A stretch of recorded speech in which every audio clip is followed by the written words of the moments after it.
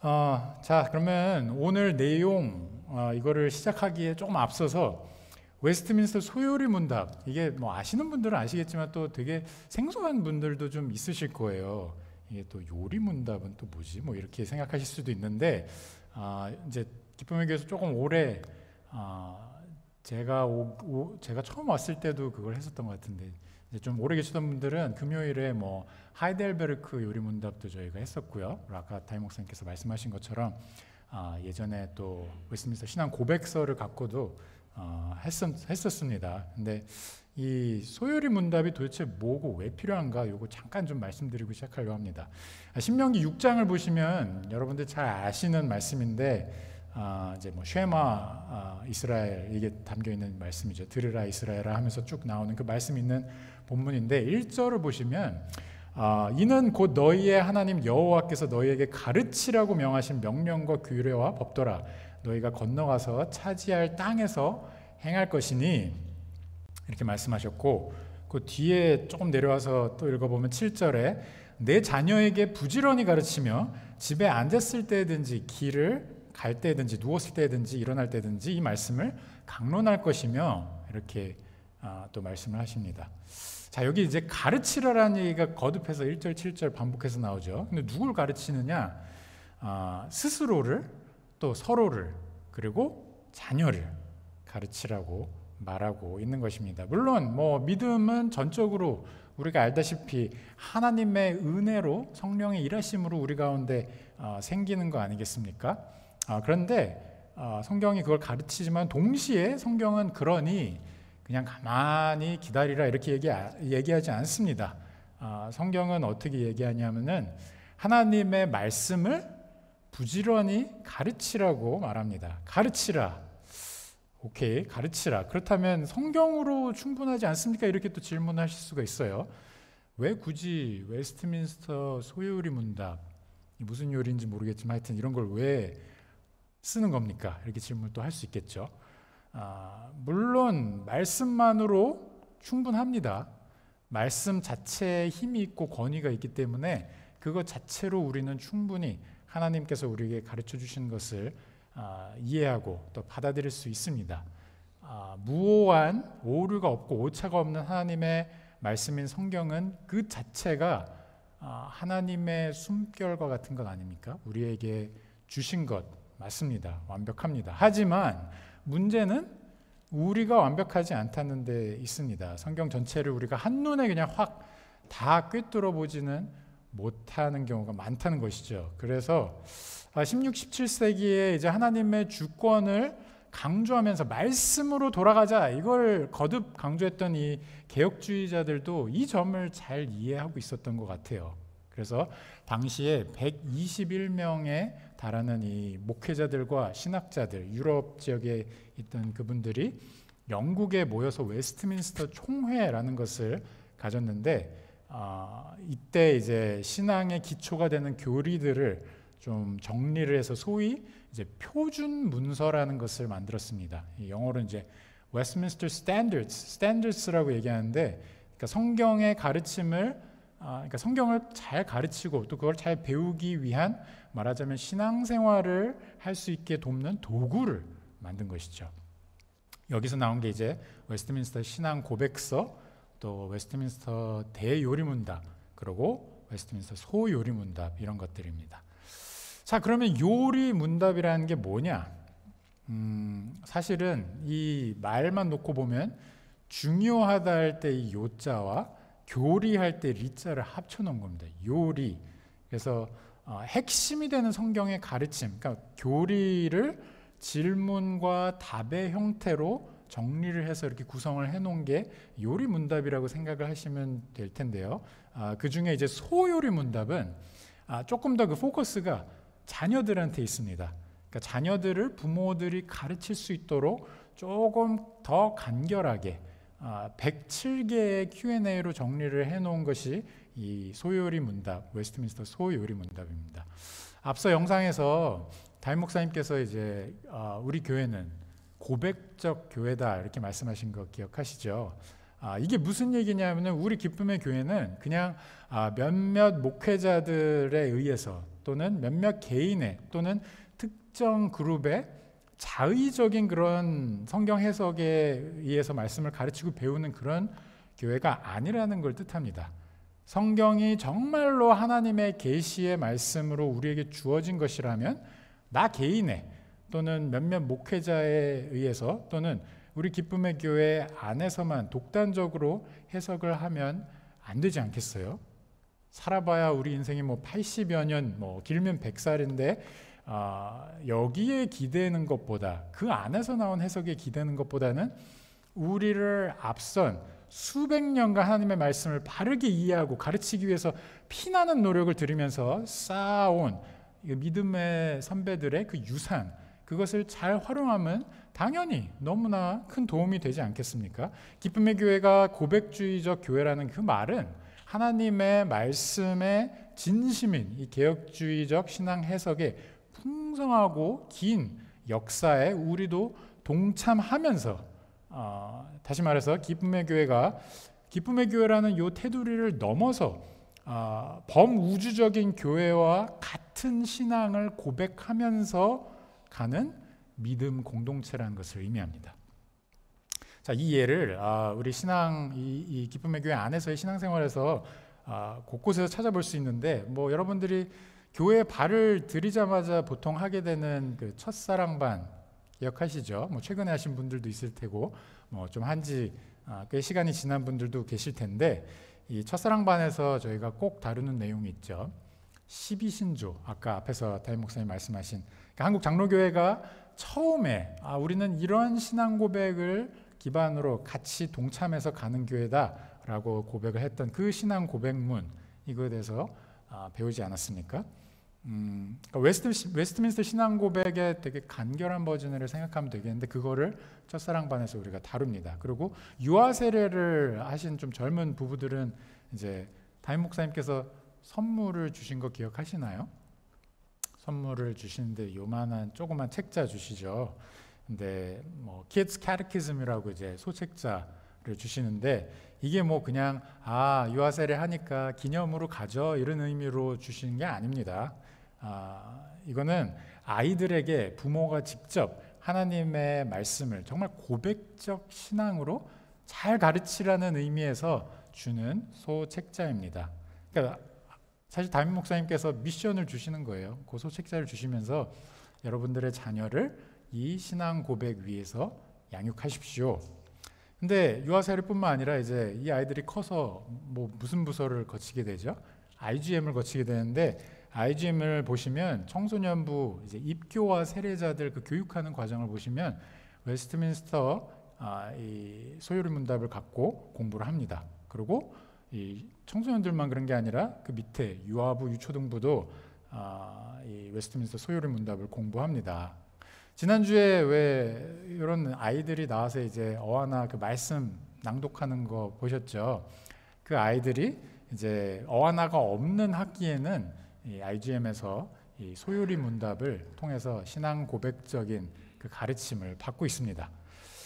그래서 이제 여기 혹시 젊은 부부들 계시다면, 또는 이제 손주나 손녀가 있으신 분들 계시다면, 어하나 학기에만 보내지 마시고 어하나의 말씀 암송도 되게 중요하지만 이런 고백적 신앙을 배울 수 있도록 그 다른 학기들, 이제 이 소요리 문답을 배우는 그 학기에도 꼭 보내시기를 정말 제가 간청합니다. 이 신앙의 기반이 어렸을 때부터 쌓이지 않으면 나중에 저절로 이게 알아서 생기겠지라고 기대하는 거는 어떻게 보면 특히 요즘 같은 시대에는 굉장히 무책임한 그런 아니라는 생각이라고까지 저는 말씀을 드릴 수 있을 것 같아요.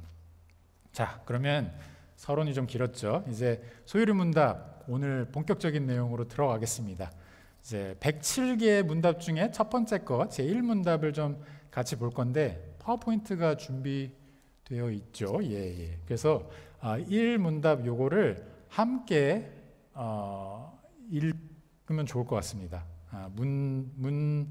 문제와 질문과 답을 같이 읽죠. 시작. 사람의 제일 되는 목적은 무엇인가? 사람의 제일 되는 목적은 하나님을 영화롭게 하는 것과 영원토록 그를 즐거워하는 것이다. 자, 요즘에는 좀 덜한 것 같은데 제가 자랄 때만 생각을 해봐도 예전에는 우리 부모님들이나 또는 어르신들이 자녀나 어린 아이들이 너무 한심한 삶을 살고 있으면 이런 얘기를 많이 했던 것 같습니다. 에이그 왜 사니 왜 살아? 많이 들어보신 분들은 좀 공감을 하실 텐데 사실 어렸을 때는 아니 어떻게 저런 질문을 할 수가 있지 이런 생각을 좀 했어요. 예. 아니 그 나이에 왜 사는지를 어떻게 알겠어요 그 어린 나이에. 근데 그거를 물어보시는 것 자체가 좀 이건 좀 과한 질문이다 생각을 했는데 이제 목회자로 이제 좀 우리 IGM 자녀들도 이렇게 돌아보고 이러다 보니까 요즘은 이 상황에 이제 아이들이 만약에 이제 엇나가고 있다면 정신 못 차리고 있다면 이것처럼 적절한 말이 없다는 생각을 좀 하게 됐어요. 왜 사니? 자, 왜 사니라는 이 질문, 삶을 관통하는 아주 철학적인 질문이라는 거 여러분들 생각해 보신 적 있으세요? 이게 삶의 궁극적인 목적을 묻는 말이잖아요. 물론 뭐 부모가 얘기할 땐 그런 의미로 얘기하진 않겠지만 당장 지금 눈앞에 보이는 상황이 속 터지니까 이제 하시는 얘기일 텐데 근데 사실은 그게 왜 산이라는 이 질문이 그걸 figure out 할 수 있으면 인생을 figure out 할 수 있는 거예요 사실은. 그래서 정신 못 차리고 막 나가는 우리 아이를 향해서 이 녀석아 내가 뭘 위해서 살고 있는지 진지하게 다시 생각해봐 이런 의미로 이해를 한다면 그러면 이 질문은 정말 그 상황의 전곡을 찌르는 아주 중요한 질문이 됩니다. 그런데 이제 보통은 이제 제 경험을 토대로 얘기를 해보자면 보통은 왜 산이라고 질문만 하시지 그 어떤 어른도 부모도 너가 이래서 살아야 한다 이런 대답은 잘 안 주시더라고요. 왜 사니? 이러고 그냥 마시죠. 그렇죠. 이걸 뭐 다 해결한 분이 있으면 답을 주겠지만 뭐 아무리 부모라도 아무리 연로한 어르신이라도 뭐 그걸 완벽하게 알진 못하겠죠. 철학자들이 뭐 수십 년, 수백 년, 수천 년간 고민한 게 사람이 왜 사는가, 뭘 위해 살고 있는가 이거 갖고 계속 씨름했거든요. 그런데 성경이 이에 대해서 아주 명쾌한 답을 줍니다. 이거를 웨스트민스터 소요리 문답 1문 1답 이 첫 번째 이 문답이 그걸 잘 정리해 줬는데 왜 사느냐? 사람의 사는 제1의 그러니까 다시 말하자면 궁극적 ultimate purpose 목적은 뭐냐? 그 질문에 대해서 그 답은 하나님을 영화롭게 하는 것과 영원토록 그를 즐거워하기 위해서다. 이게 목적이라고 얘기를 합니다. 자, 그러면 조금 나눠서 생각해 볼게요. 하나님을 영화롭게 한다. 앞에 나온 내용을 좀 먼저 생각해 보면 하나님을 영화롭게 한다. 그러면 뭐가 떠오르죠? 먼저 아무래도 예배가 아니겠어요? 그렇죠? 모이는 예배뿐만 아니라 우리가 이렇게 모여서 예배하는 뭐 주일의 그 세팅뿐만 아니라 각자의 삶으로 하나님 앞에 드리는 그 예배가 다 포함된 것이겠죠.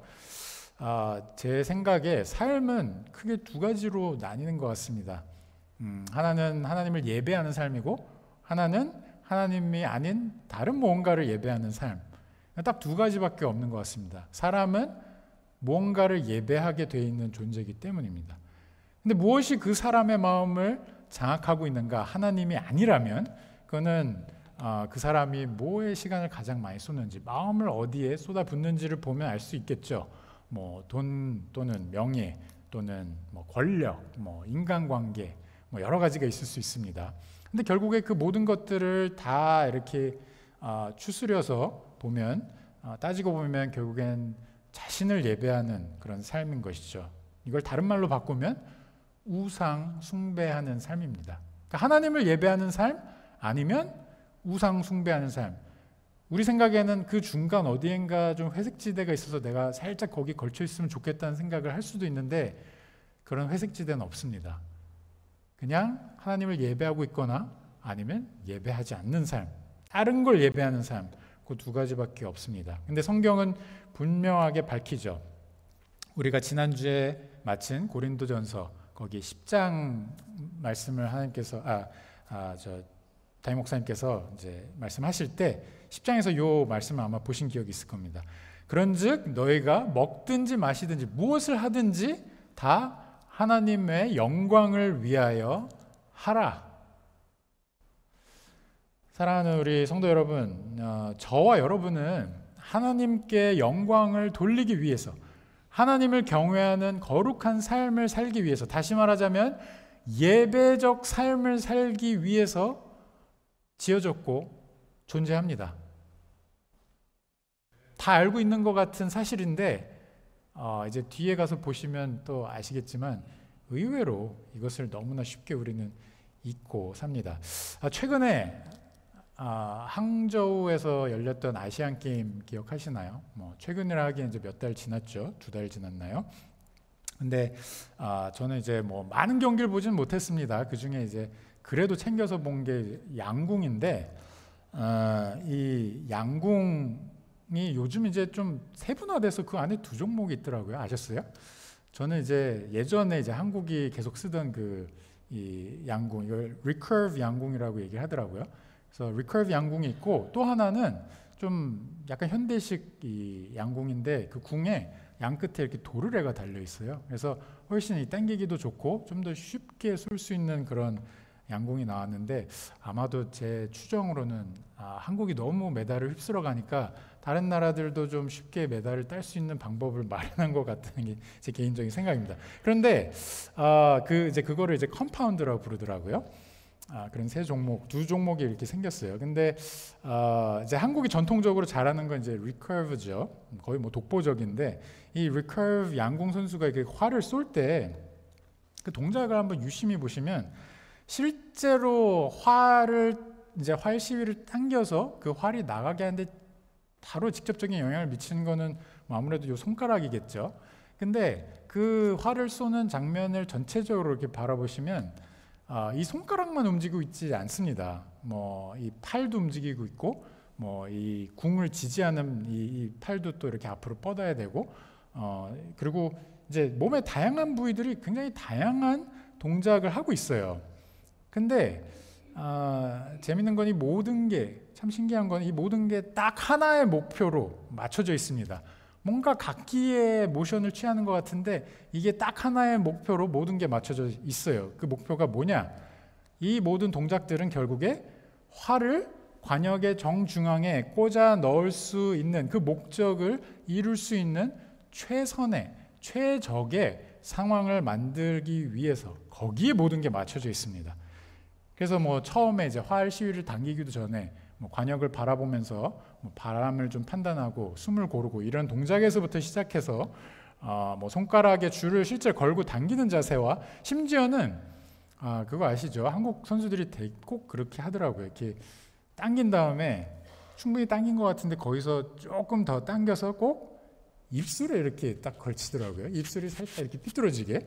근데 심지어 이게 괜히 멋있으라고 입술을 삐뚤어지게 하는 게 아니라 그렇게 할 때 이 활을 관역 정중앙에 보내는데 최적의 상황이 나오기 때문입니다. 그것까지도 다 모든 게 다 통합이 되어 있는 거예요. 그러니까 모든 것이 활의 관역의 중앙에 이걸 보내기 위한 목적에 맞춰져 있는 건데 우리 삶도 그와 똑같지 않을까? 신자의 삶이라는 게 그와 똑같지 않나는 생각을 하게 됩니다. 성경이 실제로 그렇게 말을 해주고 있죠. 하나님을 영화롭게 하는 것은 내 삶의 어떤 일정 부분만 떼서 그 부분만 하면 된다 이게 아니고요. 그것만 떼내고 나머지는 그냥 내가 적당히 하면 되지가 아니고요. 저와 여러분은 하나님을 영화롭게 하는 삶을 살기 위해서는 정말 내 모든 부분 하나도 남김없이 그 모든 부분이 다 하나님의 영광을 위해서 거기에 맞춰져서 이루어져야 한다는 것을 뜻합니다. 직접적인 연관이 없을 것 같은 일들까지도 말이죠.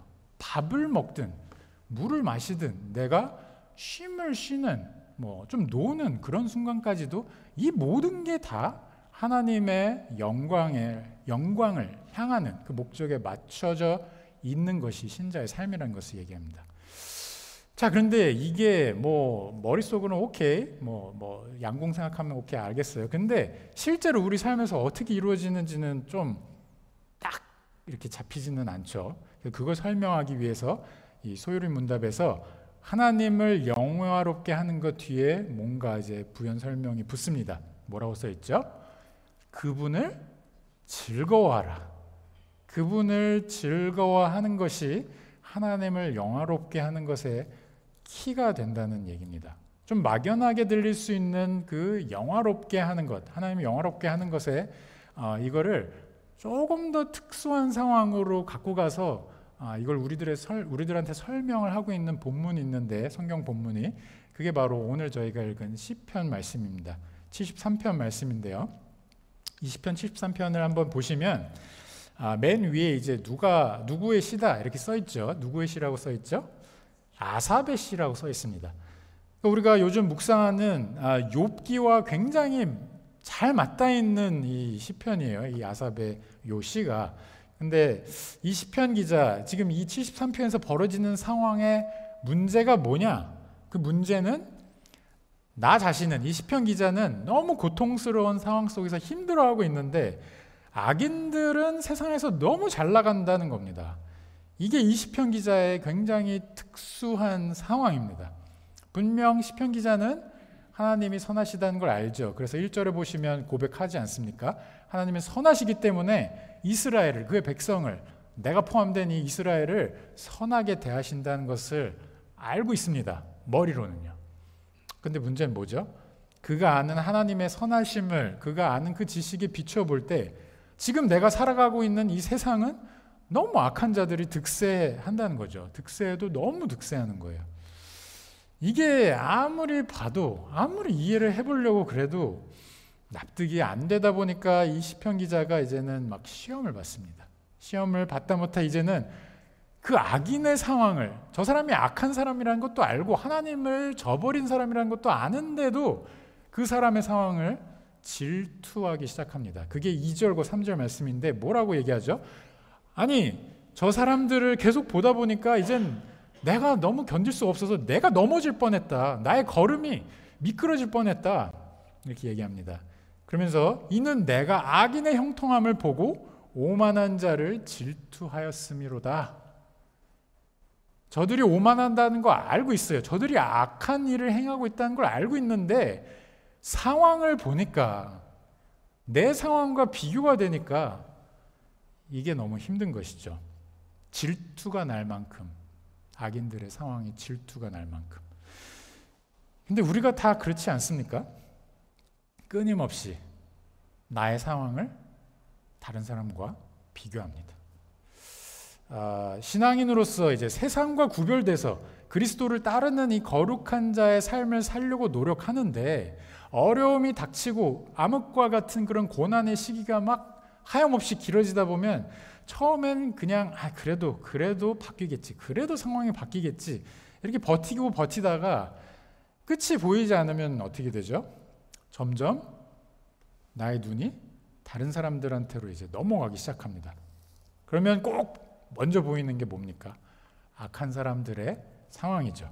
하나님께서 절대로 그냥 저렇게 두시면 안 될 것 같은 그 사람들, 이들이 형통하는 게 눈에 보이기 시작합니다. 시편 기자의 눈에 그게 너무 잘 들어오는 거예요. 실제로 이 세상의 현실이 그렇습니다. 자격이 안 되는 자들이, 패망해야 함이 마땅할 것 같은 자들, 하나님 앞에서 거룩한 것과는 거리가 먼 그런 삶을 대놓고 살아가는 자들이 오히려 득세하는 경우들이 얼마나 많습니까? 12절에 이 시편 기자가 고백하죠. 볼지어다 이들은 악인들이라도 항상 편하고 재물은 더욱 불어나도다. 정말 부러울 게 없는 그런 삶을 막 너무 당당하게 살고 있는 거예요. 이거를 어떻게 받아들여야 할까요? 16절에 똑같은 얘기를 합니다. 이 시편 기자가 내가 어쩌면 이를 알까? 이게 무슨 얘기냐면 내가 이를 어떻게 이해해야 합니까? 지금 이렇게 말하고 있는 겁니다. 근데 이런 상황이 되면 솔직히 참 허탈합니다. 13절에 이제 이 시편 기자가 그 마음을 표현하는데, 내가 내 마음을 깨끗하게 하며 내 손을 씻어 무죄하다 한 것이 실로 헛되도다.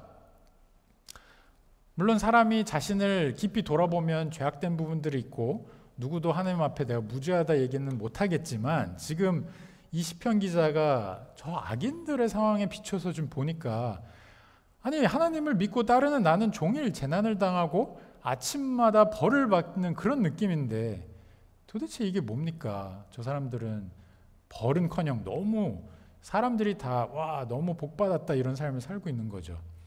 근데 이게 한 걸음 더 나아가서요, 본문의 16절을 보시면 이제는 이 시편 기자에게 이게 참기 힘든 고통으로 다가옵니다.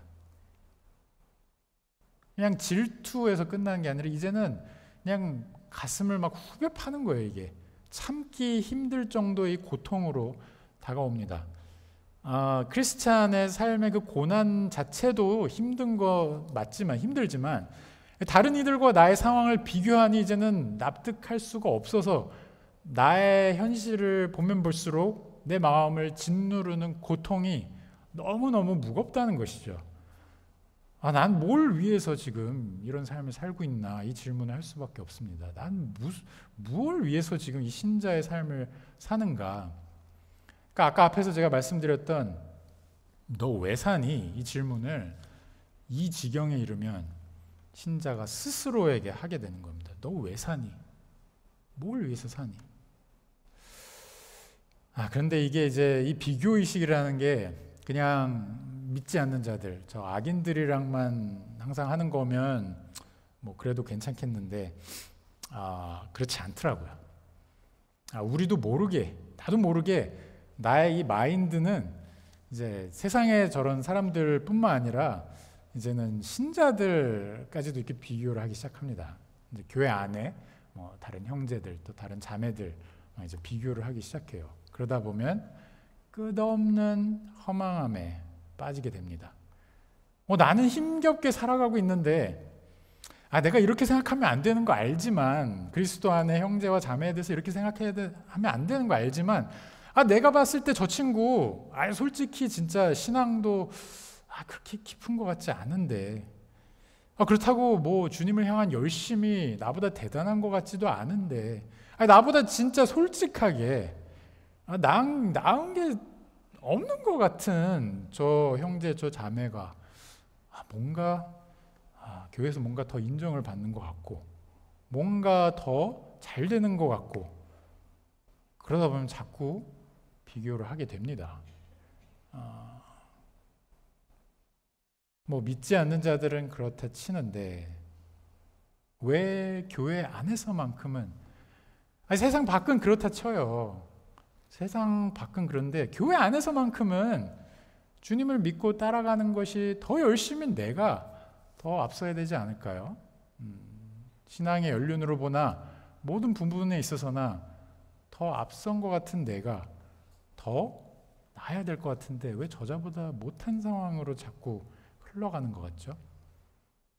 우리의 생각이 참 이렇게 생각하면 안 되는 거 아는데 자꾸 그쪽으로 흘러갑니다.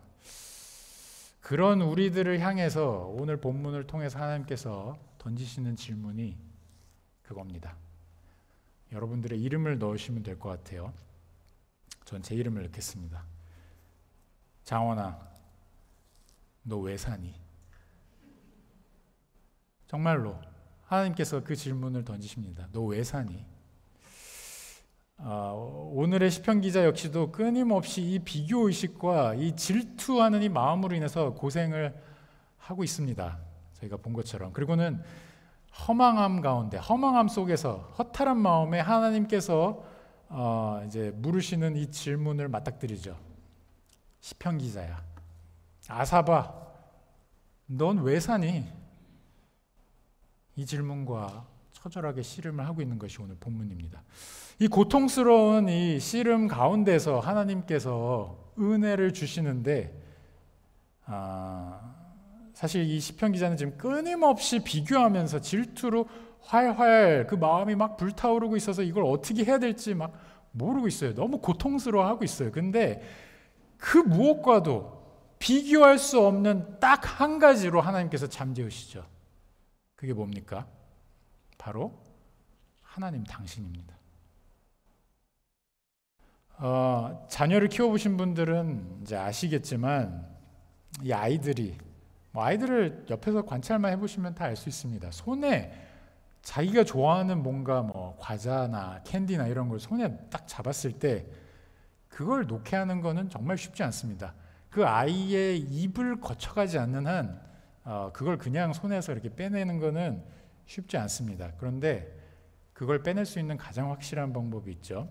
그거는 그 아이가 손에 쥐고 있는 그 쿠키, 그 캔디보다 비교할 수 없게 훨씬 맛있는, 훨씬 좋은 뭔가를 딱 제안하면 그 자리에서 언제 내가 이걸 쥐었냐는 듯이 그냥 확 놔버리고 그걸 바로 움켜쥡니다. 하나님께서는 어떻게 보면 그런 아이를 대하는 것처럼 이 시편 기자를 지금 다가와 주시고 계시고 우리에게 그렇게 다가오십니다. 하나님께서는 시편 기자가 이미 누리고 있는 가장 좋은 것을 리마인드 해 주십니다. 그게 오늘 본문인데 마음고생하던 이 시편 기자가 마음은 불편하지만 어찌됐든 예배하기 위해서 이제 17절을 보시면 하나님의 성소에 들어가죠. 근데 그 순간 이제 깨닫는 겁니다. 갑자기 머리를 그냥 확 한 방 내리친 것 같은, 얻어맞은 것 같은 그런 경험을 하는데 23절을 보니까 어떤 내용입니까? 무엇과도 비교할 수 없는 최고의 가치를 지니신, 정말 말 그대로 비교 불가의 영광스러운 바로 그분 하나님께서 항상 나와 함께 하시지 않는가? 내 오른손을 그 영광의 하나님께서 붙잡고 계시지 않은가? 최고이신, 최상이신, 영광 그 자체이신 하나님께서 나와 함께하고 있는데 내가 지금 뭘 비교하고 지금 내가 뭘 구하고 있는 것이지? 갑자기 이게 깨달아진 겁니다. 그러자 모든 것이 이제 현타가 오기 시작하죠. 갑자기 이제 내가 지금 뭘 하고 있는 거지 하면서 가장 먼저 다가온 게 자신이 지금 얼마나 죄악된 생각을 하고 하나님 앞에 불경스럽게 좀 나오고 있는가, 이걸 깨달은 거죠. 그래서 21절과 22절 이렇게까지 표현하죠. 나의 이 무지몽매함, 우매무지함이 마치 내가 짐승인 것과 같다. 하나님 앞에서 내가 이런 얘기를 늘어놓다니. 그러면서 궁극적으로 고백하는 것은 24절부터 26절 제가 쭉 읽겠습니다. 23절부터 읽겠습니다. 내가 항상 주와 함께하니 주께서 내 오른손을 붙드셨나이다. 주의 교훈으로 나를 인도하시고 후에는 영광으로 나를 영접하시리니 하늘에서는 주 외에 누가 내게 있으리요 땅에서는 주밖에 내가 사모할이 없나이다. 내 육체와 마음은 쇠약하나 하나님은 내 마음의 반석이시요 영원한 분기이시라. 28절에 가면 이 모든 걸 통해서 궁극적으로 이 시편 기자가 고백하는 최후의 한마디가 나옵니다. 하나님께 가까이 함이 내게 복이라. 지금 이 시편 기자가 하고 있는 얘기는 수많은 복들 중에 하나님과 가까이 하는 것도 복이라가 아닙니다. 여기서 얘기하는 이 복, 이게 the 복이다. 이게 궁극적인 복이다. 이거와 비교할 수 있는 복은 아무것도 없다. 하나님께 가까이 있는 이것이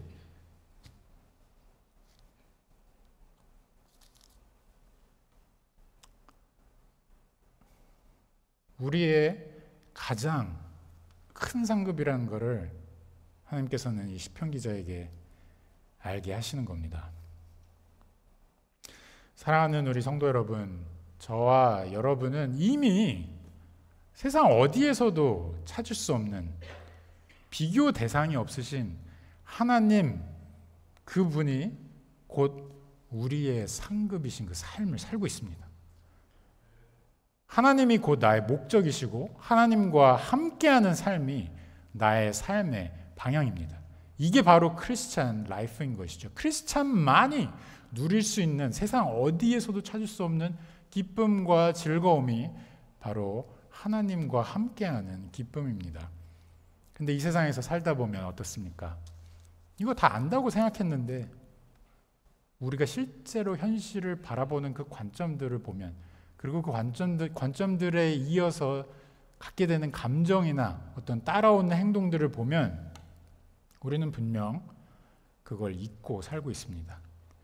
현상에 눈이 휩쓸려서 가장 좋으신 하나님을 즐거워하는 그 기쁨을 놓치고 있는 것이죠. 그래서 우리에게는 오늘 시편 73편과 같은 그 말씀이 너무나 필요합니다. 하나님의 말씀이 계속해서 우리를 일깨워줘야 하고, 그 말씀으로 공동체를 이룬 교회가 필요한 것입니다. 말씀으로 매일매일 새롭게 다시 깨우쳐야 하고, 왜냐하면 우리는 매일 이것을 까먹기 때문이죠. 그리고 우리 주변에 있는 형제와 자매들로부터 이 말씀에 대한 깨우침을 받아야 합니다. 그것이 직접 나에게 말로 나눔을 통해서 나눈 그런 깨우침이든 아니면 그분들의 삶을 통해서 내가 확인하는 것이든 매일 하나님을 즐거워하는 그 궁극적인 비교 불가의 그 즐거움이 나에게 주어졌다는 것을 우리는 반드시 리마인드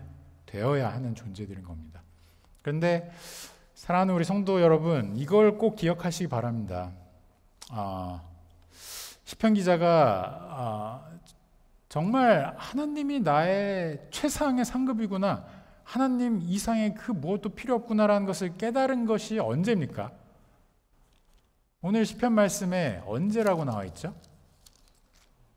하나님의 성소에 들어갔을 때, 성소에 들어갔을 때 비로소 이 시편 기자는 종말적인 관점으로, 다시 말해서 하나님께서 그분의 뜻과 계획을 그분의 때에 다 이루신 그 시점에서 모든 것을 바라볼 수 있었던 것이죠. 하나님과 함께하는 기쁨이 비로소 그때에서야 보이기 시작하고, 악인의 행보가 궁극적으로 어디로 가는가, 이것을 볼 수 있었던 것이죠. 세상에서는 절대 보이지 않아서 그렇게 마음 아파하던, 그렇게 마음속에 짐과 부담이 되던 그런 것들이 이제는 명쾌하게 보이는 겁니다. 그래서 더 이상 비교하지 않게 되죠. 우리도 마찬가지입니다. 참 성전이신, 참 지성소이신 예수님을 바라볼 때야만 비로소 그리스도를 통하여 하나님께서 이루신 그 모든 계획이 다 완성되고 성취된 하나님의 관점에서 지금 나의 상황을 바라볼 수 있게 됩니다.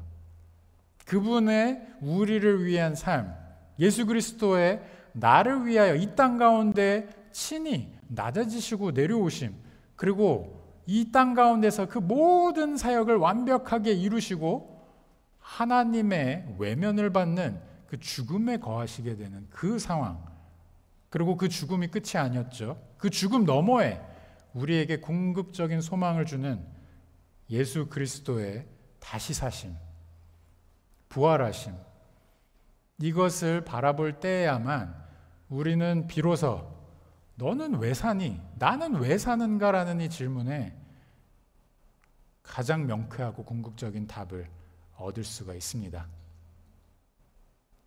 이제 더 이상 주변 사람들과 세상에 돌아가는 다른 여건들과 비교하려는 그런 습성을 버리시고, 이게 버리려고 한다고 버려지는 게 아닙니다. 말씀드린 것처럼 예수 그리스도를 바라보고 예수님이 나의 가장 귀한 상급임을 깨달을 때 비교 불가이신 하나님을 즐거워하는 그리스도 안에 있는 이 신앙의 삶을 걷고 있다는 것이 얼마나 귀하고 복된 일인지 비로소 깨닫게 됩니다. 제가 최근에 한국을 다녀오지 않았겠습니까? 한국 다녀온 티가 좀 나나요? 네. 여러분들이 기도해 주신 덕분에 한국을 잘 다녀왔습니다. 근데 한국을 갈 때 이제 아내와 여러 가지 얘기를 좀 했는데, 이제 이번에는 아내는 못 가고 저만 이제 다녀오게 됐는데, 아내도 걱정을 하고 저도 좀 걱정했습니다. 한국을 가면 너무 적응을 못하지 않을까. 이제 제가 6년 반 만에 이제 간 거였거든요. 그래서 가면 아마 사회 부적응자와 같이 얼굴에 이렇게 그림자가 드리워지고 막 이러지 않을까 그랬는데 사실 너무 좋았습니다. 그래서 아내와 이제 그 한국에서 이렇게 통화를 하는데 아내가 되게 놀라는 거예요. 이렇게 기뻐해도 되는 거야? 이렇게 즐거워해도 되는 거야? 너무 이렇게까지 좋아할 줄 몰랐다 이런 얘기를 했습니다. 근데 좋은 게 참 많았어요. 이제 한국은 이미 너무 앞서가는 사회더라고요. 그래서 모든 게 너무 편리하고 교통도 너무 편리하고 아마 한국에 있다가 여기 오니까 막 무슨 석기 시대로 돌아온 그런 약간 느낌을 좀 받았어요. 미국 시민이신 분들한테 굉장히 죄송한데 솔직히 그런 느낌을 좀 받았습니다. 음식도 너무 맛있고 모든 게 너무 잘 돼 있습니다. 그런데 이제 돌아와서 한국에서 뭐가 이렇게 좋았길래 이렇게 내가 싱글벙글 하고 있었지? 이런 생각을 좀 곰곰이 이제 되짚어서 생각을 해보는데 미국 돌아와서 곰곰이 생각해 보니까 모든 게 다 좋았지만 그거 위에 탑 중에 탑은 역시 저를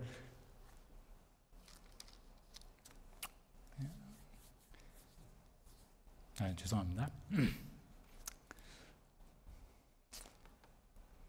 이제 저를 너무 사랑하시는 우리 부모님과 그냥 함께한 그 시간이 그거 자체가 제일 좋았던 것 같아요. 그러니까 특별히 뭘 해서 좋은 게 아니라 특별히 뭔가 맛있는 걸 먹었기 때문에 좋은 게 아니라 물론 이제 오랫동안 잊고 있던 이제 어머니의 이 집밥을 먹으니까 너무 좋죠. 근데 그런 것 자체가 좋은 것보다 더 비교할 수 없이 더 좋은 거는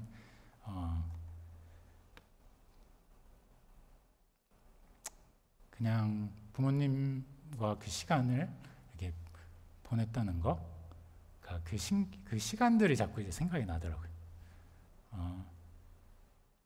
그래서 부모님도 좀 그러셨던 것 같아요. 그러니까 이제 제 일정도 조금 부모님과 모든 일정을 같이 한 건 아니었으니까 이제 매일 물어보시는 거예요. 오늘 저녁은 식사 같이 할 수 있니? 오늘 점심은 우리 같이 먹는 건가? 근데 이제 거기서 이제 느껴지는 게 이제 그 아들과 보내는 그 시간을 너무 기뻐하고 계시구나.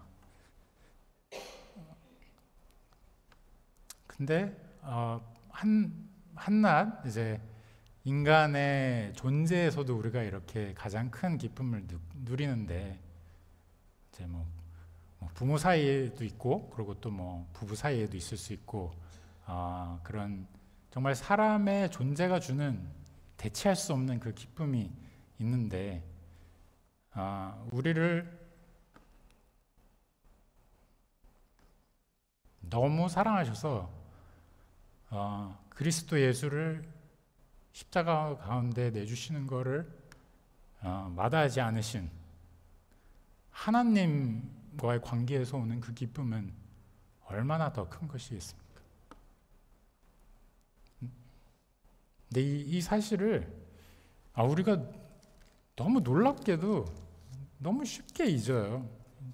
제일 귀한 걸 갖고 있는데 그걸 자꾸 잊습니다. 그래서 우리가 이것을 말씀을 통해서 계속해서 확인하고 또 스스로만 확인하는 게 아니라 우리 주변 사람들과 그것을 나누고 이제 마지막 절을 보시면 하나님을 가까이 하는 게 내게 가장 큰 복이라 얘기하면서 내가 주 여호와를 나의 피난처로 삼아 모든 상황 가운데 가장 힘든 순간들일수록 오히려 하나님 안에서 그 피난 그 안식을 찾으며 그 다음에 하는 얘기가 있죠. 주의 모든 행적을 전파하리이다. 그러니까 이 기쁨을 아는 사람은 이거를 그냥 가만히 있을 수가 없는 거예요. 나의 가족들과 나누기 시작하고요. 혹시 믿지 않는 그런 가족 있으신 분들도 있으실 텐데 그거를 전하게 되고요. 그리고 더 나아가서 이제 믿지 않는 자들을 향해서 말씀을 복음을 전하는 삶을 살게 되는 것이죠. 이 삶이 우리 기쁨의 교회 모든 성도님들의 삶이 될 수 있기를 기도합니다. 정말 하나님을 아는 그 기쁨이 너무 가득해서 그거를 리마인드 받는 교회로 우리가 함께 지어져 가서 우리의 삶, 한 명 한 명의 삶이 각기 모양새는 다르고 각기 활동하는 반경도 다르고 모든 게 다르지만 이 모든 것이 하나님을 영화롭게 하는 그 큰 그림 가운데 하나로 모아지고 거기서 하나님을 영원토록 즐거워하는 이것이 우리의 삶이 될 수 있기를 간절히 기도합니다.